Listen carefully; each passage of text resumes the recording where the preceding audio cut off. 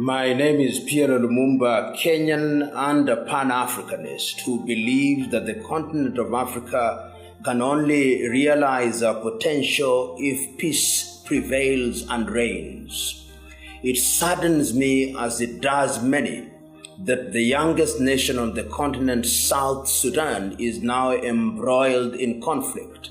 And it is incumbent upon the leaders upon whose shoulders the people have bestowed confidence to ensure that peace prevails. President Salva Kiir, former Vice President Riek Machar, and other leaders have an obligation to ensure that the dividends of independence that was hard-won in the year 2011 are realized by the majority of the people of Sudan, if not all of them. If there is any priority that is a priority of priorities, is that peace must prevail in South Sudan. And it is necessary that the leaders not sacrifice the country at the altar of short-term political gains. The people of Sudan can no longer wait.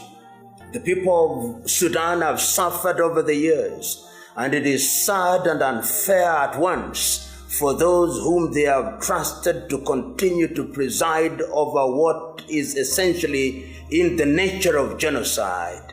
It is also incumbent upon the leaders in East Africa, particularly the leaders in East African community, to call South Sudan to order. And it is equally important that the African Union plays her role to ensure that one of our member states is brought to order.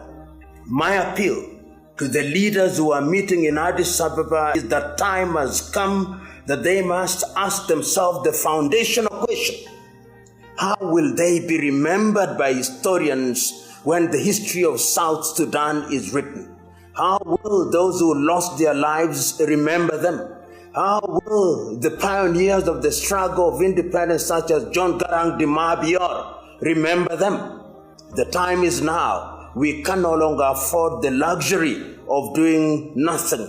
We can no longer afford the luxury of hiding our heads in the sand. It is important that peace prevails in South Sudan. President Kiir, Dr. Riek Machar, please do South Sudan a favor. Sacrifice your personal ambitions at the altar of the greater good. Allow peace to come to South Sudan.